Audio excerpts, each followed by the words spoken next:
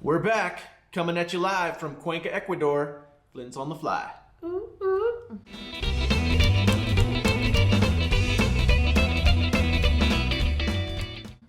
Here to share with you the long anticipated video on a little bit of altitude sickness and a lot of intestinal issues. So disclaimer, if you already live at altitude, this one probably isn't for you. And if you have a steel-trapped stomach where you can eat anything, you might not want to hear all these nitty-gritty details. Yeah. It's not going to be for the faint of heart. Or if you don't eat all kinds of different foods all through Ecuador. So. Yeah. Okay, so a little bit about our philosophy. Part of it is involved with human design that we've touched on. We are both 3-5 profiles, which means we'll do the research and we'll prepare. I brought supplements. I looked at altitude. I looked at parasites, all those things. And then at the end of the day, it's like, let's just see what happens. Yep. So as much as we prepared, we kind of got here and just wanted to really see what would happen if we just ate normally. And I probably have a few regrets about that. You have a much stronger stomach than I do, so It's a reality, though. If you're going to live in another country, surely your stomach biome and all those gut bacteria have to change. they have to adjust. Yeah, it's a lot different if you're going to be on vacation. You probably want to stay a lot more careful, and because you don't want to ruin, the only week you have somewhere. But we were going to live here, so we were like, let's just jump right in. And maybe we're just weak. That would be me. I'm the one with the weak stomach. Some people are just tougher probably than we are. We don't Right. like to suffer, so Oh, I don't know if that's true. it comes out. It comes out. Boy, does it come out. So much of it comes out. Okay, so a little bit of altitude. It's been 6 months now, so our memories might not be super fresh on this, but we could feel it as soon as we landed and got into the airport. So whether that was the altitude or the holy shit, what have we done? This is a huge, All huge of it. shift and change. But the mental acuity probably wasn't super sharp at that point. Right. We got to Quito. We made it to the hotel, and we were fine at the hotel in terms of stomach issues. We spent 3 or 4 nights at Old Town Quito Suites, and we started touring. We went to the churches. We climbed all the steps.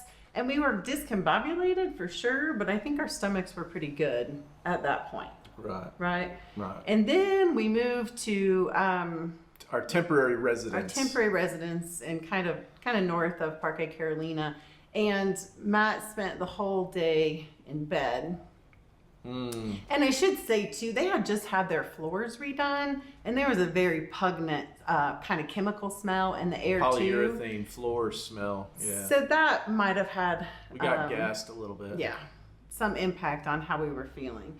I knew something was up with me after I willingly spent the whole day in bed with him. Like, that's not normal or typical to be able to do that. So you kind of got a little bit sick first, right? With sad belly and diarrhea, and Can we just call it the D? we'll just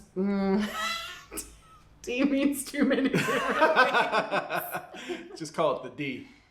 Okay, we'll call it the D for Lack of a worse term. maybe not so graphic. Okay. Yeah.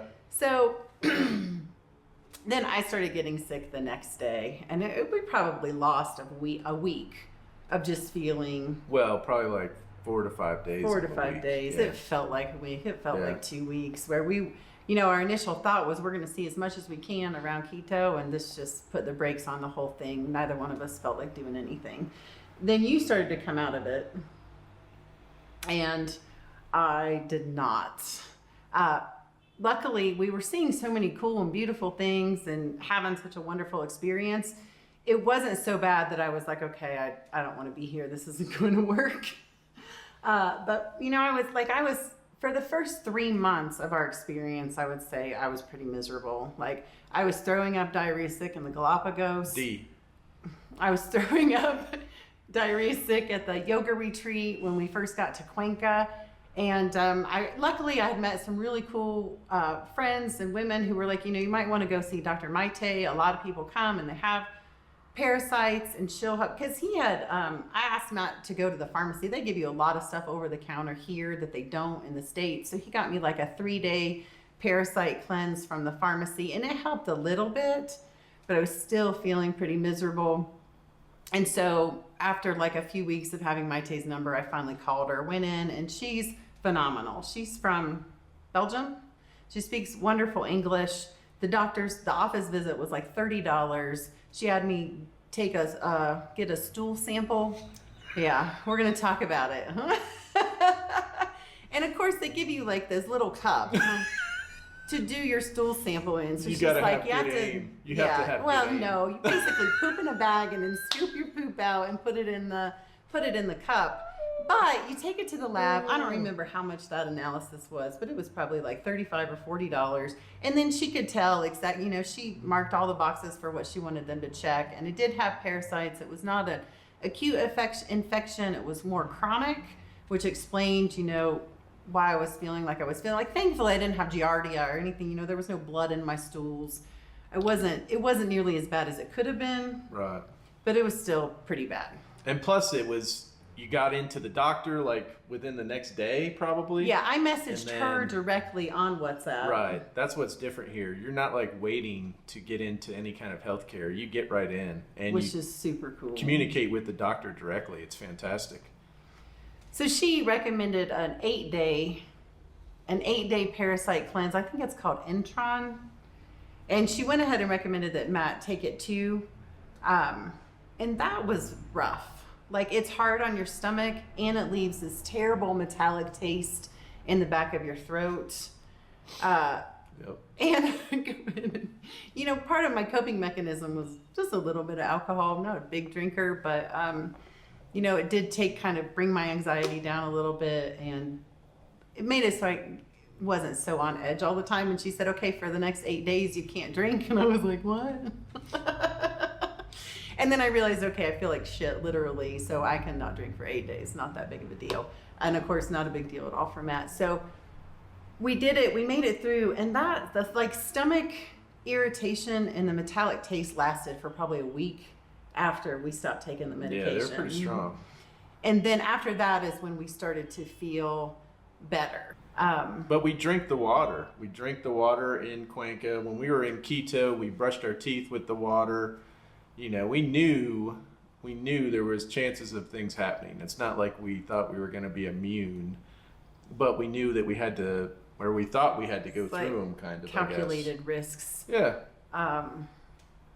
Then so the water in Cuenca, everybody swears by it. It says you can drink the water. It's very good for you. The water can be fantastic, but the actual pipes, like going to certain areas or into certain buildings, you can have pipe issues, which does things to the water too. So I kind of got the sense last week that I don't think that this is the best kind of water for me. And I actually was finishing up my Rolfing sessions. And at the end of the next to last one, Roosevelt said, I don't think the water here is great for you. And I was like, well, that's confirmation. So he told me to put lemon juice and salt and baking soda or sodium bicarbonate in the water. And I did that. I did a half a teaspoon of salt, and it's all screwed back up again. So we just decided to get a water delivery service, and we do have electrolytes that we brought with us from the States that we haven't been taking. Right. So I should probably start that again. So all that to say, 6 months in, and my stomach's still not quite right. Like, I don't feel like I have parasites or anything like that anymore. But we've had several requests to have videos on Ecuadorian, like traditional Ecuadorian food, and I just can't eat it. Like, chicken and pork are the kind of main staples of things that they eat here, and I have a mild allergy to that. I've never felt great after I've eaten chicken and pork. Red meat, I'm pretty good afterwards, no problems. But my friend's son-in-law is Ecuadorian, and she was telling me that even the rice they cook in pork fat. And when we had our pictures taken, I was chatting with a photographer about that, and she said, yeah, that's pretty common that they do that. So he can go have an almuerzo and be completely fine. I just can't. Every time I eat that kind of food, it just makes me feel sick. So at home, we're finally cooking getting back into more plant-based, especially at home. And then whenever I go out, we just try to go to places where I can either get fish, or we go to vegetarian, vegan places where I know they're not putting the pork fat in the food. And there are a number of really good vegetarian Yeah. / vegan options here in Cuenca. Which we're super grateful for. Yeah. It just cuts out that cheap, quick $1.50, $2.50 lunch for me, but it's just not worth it to feel like that. But Yeah. even at that, you're paying like $4 for an almuerzo Right. at a good At a vegetarian place. Yeah. And your body feels better. So now I probably am going to look more into probiotics. I did that early on and didn't really notice any improvement with them. Now I feel like they would help, because I would like to get back to that really good morning movement. You know, where you get up and you're like, yeah, I'm Not ready the to D. start my day, and not the D. Don't start a day with a D. I'm just grateful that now at least it's predictable. I know when I'm going to go to the bathroom. Which is, you know, Lord help us. that's nice to be able to predict it. Yep. So, is there anything else we want to say about digestion, altitude? I think we've both pretty much, you know, it takes 6 months for your body to make all new red blood cells, or enough new red blood cells. And no, is it 6 months? I think it's 3 months. I don't know. You're the doctor. It's 3 months. I think It's it's 3 3 months. months. So we're still out of breath going upstairs for sure. But that seems to be anybody Pretty that's typical. moved into this high altitude, like walking around, moving around briskly, no problem. You know, it's no problem. Now, if you're trying to walk briskly and sing like we definitely notice and get out Yeah. of breath then. But Yeah. so But no Yeah. like other weird things from altitude. no heart palpitations or Yeah. fast heart rate. My heart rate was pretty fast when we first got here. It slowed down back to normal for sure. Now it just speeds up when she sees me. So true. I mean, look at this guy. How could you not? Okay. Anyway, I think that's it. If you have a weak stomach, you're probably going to have some issues. And in terms of the percentage wise, I would say it's probably about 50-50. Some people come and they have no issues at all. And then other people come and they're like, oh yeah, I totally had Yeah. parasites. So lots of people go see Dr. Maite. We'll put her contact information in the description. Highly recommend her for sure. yeah, it just depends. If you have a stomach like a dog, or if you're a well-oiled machine with a very touchy stomach, you're gonna have some issues. But you get through them. It's not. You get through them. Yeah, It's not a deal breaker. not a deal breaker, but it is something. It to did have know. its moments. Yeah. Where in the Galapagos, when everybody else is back out snorkeling and I'm throwing my guts up, that was close to a deal breaker. You come up, ode to the toilet. Ode to the toilet, yeah. Because it's seen some shit. So on that note, One more, let me say one Yeah. more thing. Just for you ladies out there, Maite does, she does the OB-GYN, like your yearly pap smear and everything. That office visit too was $30, and she was like, it will be $5 more for the lab work. And I was like, are you kidding me? That's amazing. So, and she's wonderful. So affordable, great care. I can't say enough good things about the medical care we've had since we've been here in Ecuador for sure. whoop, Lens on the fly out. whoop, whoop, whoop. Peace.